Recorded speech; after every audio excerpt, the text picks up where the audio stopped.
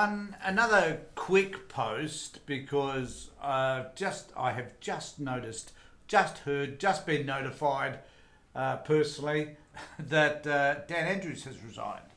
Now, many people have varying views around who Dan Andrews was, the way he dealt with COVID and a whole host of other issues because he was a very dominant and power premier.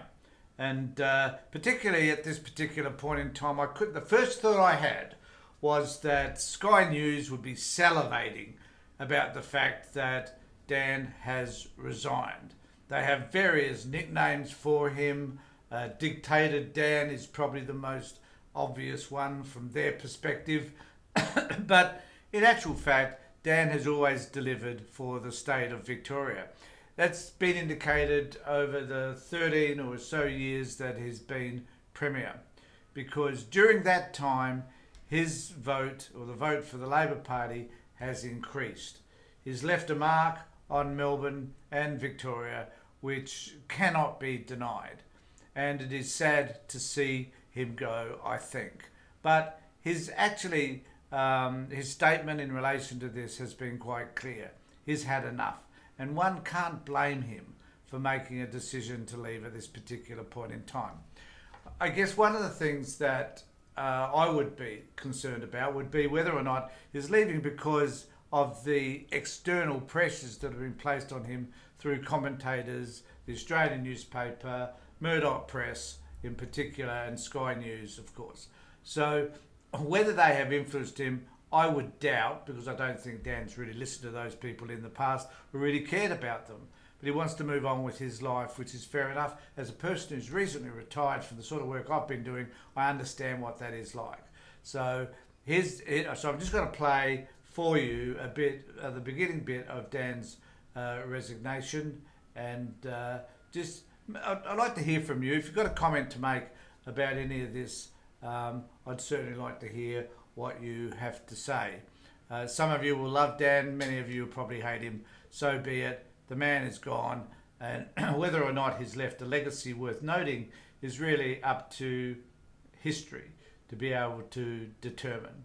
And one of the things I think that is really interesting at this particular time in relation to his resignation is that he, at this stage of his career where there are investigations into COVID, I don't know whether that's played a part or not, and there will be many questions about the effectiveness of his tenure as Premier of Victoria.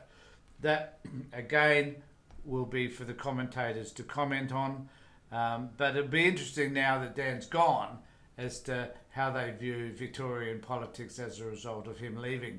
So I'm just going to play for you his resignation.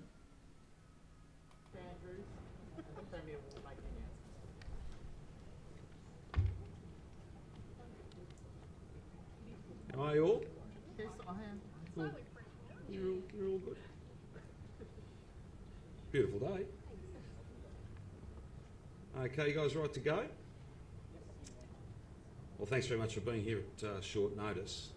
9 years ago, I visited Government House to be sworn in as the 48th Premier of Victoria.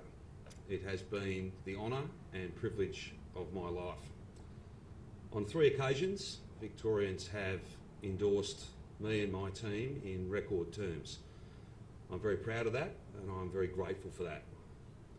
I'm also proud to think of all that we have achieved over these 9 years, in good times and bad, always working hard to do what's right, not simply what's popular. Every day has been about the only thing that really matters, getting things done. Today I will again visit Government House and resign as Premier and member for Mulgrave, effective 5 p.m. tomorrow. It's not an easy decision because as much as we've achieved together, there's so much more to do. But when it's time, it's time. Recently, in talking to my kids and Kath, thoughts of what life will be like after this job have started to creep in. And I've always known that the moment that happens, it's time to go and to give this privilege, this amazing responsibility to someone else. It's not an easy job being Premier of our state. That's not a complaint, that's just a fact. It requires 100% from you and your family. That, of course, is time limited, and now is the time to step away. The only way that I know how to do this job is to have it consume me, to have it define me. To a certain extent, every waking moment is about the work, and that takes a toll. To have been Premier for 9 years and the leader of my party for 13 years is a greater set of opportunities than I ever thought would be afforded to me, a kid from the country with only really an aspiration to do good, to work hard, to work with teams of people to perhaps make things better. Can I say to you that the moment you're not comfortable with that choice, doing this job as a defining feature, your entire life pretty much, the moment you're not comfortable with that decision for you and the people that you love, then you have to step away. Because you never want to get to a place where you resent this job, this amazing privilege and important opportunity. That would not be right, and I simply won't allow that to happen.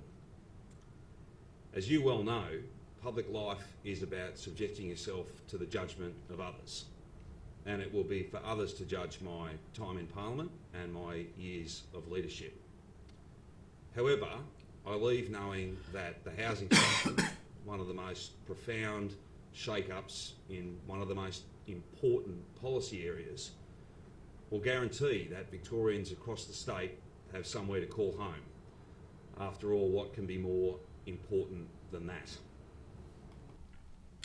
And I will leave it at that. But it is important to understand that when you choose to leave something that you've been dedicated to for so many years, it is a strain, and then deciding on what you wish to do after that, as I've done recently, is extremely traumatic.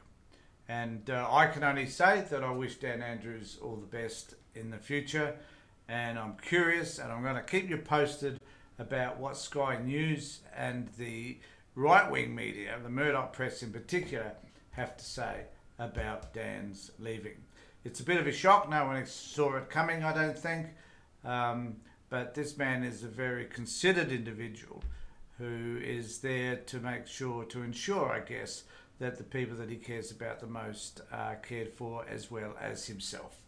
So, best of luck, Dan. Hope that you find a place outside of politics that will be rewarding to you and to the people whom you choose to serve. Thanks for being with me, everybody. Take care, look after yourselves, and be safe.